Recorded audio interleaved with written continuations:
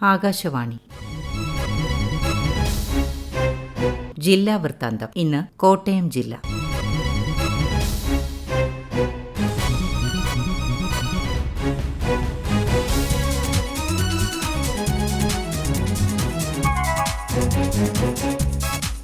ജില്ലാ വിശേഷങ്ങളുമായി ആകാശവാണി പ്രതിനിധി ടോം മാത്യു. ജനങ്ങളുടെ പരാതികൾ പരിഹരിക്കുന്നതിന് താലൂക്ക് തലത്തിൽ മന്ത്രിമാരുടെ നേതൃത്വത്തിൽ നടക്കുന്ന കരുതലും കൈത്താങ്ങും പരാതി പരിഹാര അദാലത്തിന് ജില്ലയിൽ തുടക്കമായി. ഇന്നലെ കോട്ടയം താലൂക്കിൽ ആരംഭിച്ച അദാലത്ത് 16-ന് കാഞ്ഞിരപ്പള്ളി താലൂക്കിൽ സമാപിക്കും. മന്ത്രിമാരായ VN വാസവനും റോഷി അഗസ്റ്റിനും അദാലത്തിന് നേതൃത്വം നൽകുന്നു. ഉദ്യോഗസ്ഥ തലത്തിൽ പരിഹരിക്കാൻ കഴിയാത്ത വിഷയങ്ങളിൽ മന്ത്രിമാർ തീരുമാനം കൈക്കൊള്ളുന്ന രീതിയാണ് സ്വീകരിച്ചിട്ടുള്ളത്.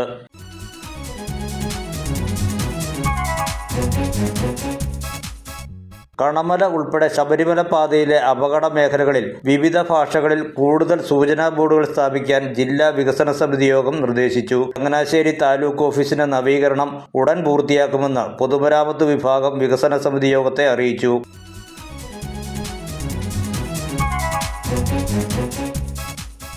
തൊഴിലിടങ്ങളിലെ ലൈംഗിക ചൂഷണം അവസാനിപ്പിക്കുന്നതിന്റെ ഭാഗമായി ആഭ്യന്തര പരാതി പരിഹാര സെല്ലുകൾ രൂപീകരിക്കാനുള്ള നിർദ്ദേശം ജില്ലയിൽ കർശനമായി നടപ്പാക്കുമെന്ന് കളക്ടർ ജോൺ വി സാമുവൽ അറിയിച്ചു.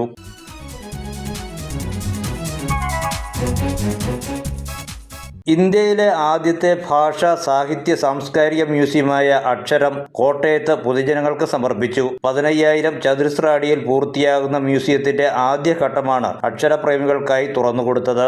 ആദ്യഘട്ടത്തിലെ 4 ഗാലറികളിൽ ഭാഷയുടെ ഉത്ഭവം, ഇന്ത്യൻ ലിപികളുടെ പരിണാമ ചരിത്രം, അച്ചടി, സാഹിത്യ പ്രവർത്തക സഹകരണ സംഘത്തിന്റെ ചരിത്രം എന്നിവ വിവരിക്കുന്നു. മ്യൂസിയത്തിന്റെ ഭാഗമായി കോട്ടയത്തെ ചരിത്ര പൈതൃക കേന്ദ്രങ്ങളെ ഉൾപ്പെടുത്തി അക്ഷരം ടൂറിസ്റ്റ് സർക്യൂട്ടിനും തുടക്കമായി. ഇന്ത്യയിലെ ആദ്യത്തെ കോളേജായ CMS കോളേജ്, CMS പ്രസ്, ആദ്യകാല പത്രസ്ഥാപനങ്ങൾ വലിയ പള്ളി, കുമാരനെല്ലൂർ ക്ഷേത്രം, ദേവലോകം അരമന, ചെറിയ പള്ളി, തിരുനക്കര ക്ഷേത്രം, താഴത്തങ്ങാടി ജുമാ മസ്ജിദ് എന്നിവ ടൂറിസം സർക്യൂട്ടിന്റെ ഭാഗമാവും. അക്ഷര മ്യൂസിയത്തിന്റെയും അക്ഷര ടൂറിസം സർക്യൂട്ട് പദ്ധതിയുടെയും ഉദ്ഘാടനം മുഖ്യമന്ത്രി പിണറായി വിജയൻ നിർവഹിച്ചു. ഈ മാസം ആദ്യമുണ്ടായ കനത്ത മഴയിൽ ജില്ലയിൽ 1000-ലേറെ ഹെക്ടർ കൃഷി നശിച്ചു.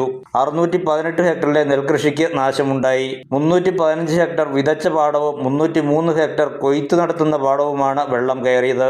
പച്ചക്കറി കൃഷിക്കും വാഴകൃഷിക്കും നാശമുണ്ടായിട്ടുണ്ട്.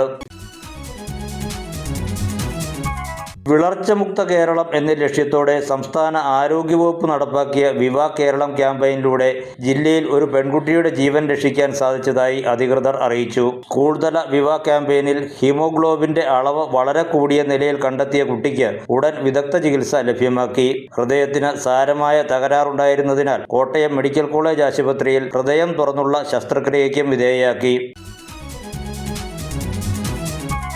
KSRTCയുടെ ബജറ്റ് ടൂറിസം പദ്ധതിയുടെ വരുമാനത്തിൽ കോട്ടയം ജില്ല സംസ്ഥാനത്ത് 2ാമതെത്തി. ജില്ലയിൽ ഏറ്റവും കൂടുതൽ യാത്രകൾ ഒരുക്കിയത് കോട്ടയം ഡിപ്പോയും രണ്ടാമത് പാലാ ഡിപ്പോയുമാണ്. അഷ്ടമുടി, ഗവി, ചതുരംഗപ്പാറ, മൂന്നാർ, വട്ടവട, മറയൂർ, കാന്തല്ലൂർ എന്നിവിടങ്ങളിലേക്കാണ് KSRTC ചെലവ് കുറഞ്ഞ വിനോദയാത്രകൾ സംഘടിപ്പിക്കുന്നത്.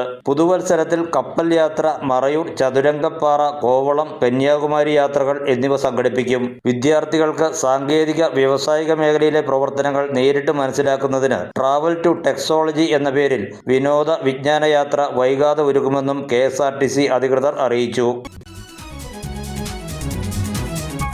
വൈക്കത്ത് പണി പൂർത്തീകരിച്ച പെരിയോർ EV രാമസ്വാമി സ്മാരകവും ഗ്രന്ഥശാലയും 12-ാം തീയതി നാടിന് സമർപ്പിക്കും. തമിഴ്നാട് മുഖ്യമന്ത്രി MK സ്റ്റാലിൻ ഉദ്ഘാടനം നിർവഹിക്കും. മുഖ്യമന്ത്രി പിണറായി വിജയൻ അധ്യക്ഷത വഹിക്കും.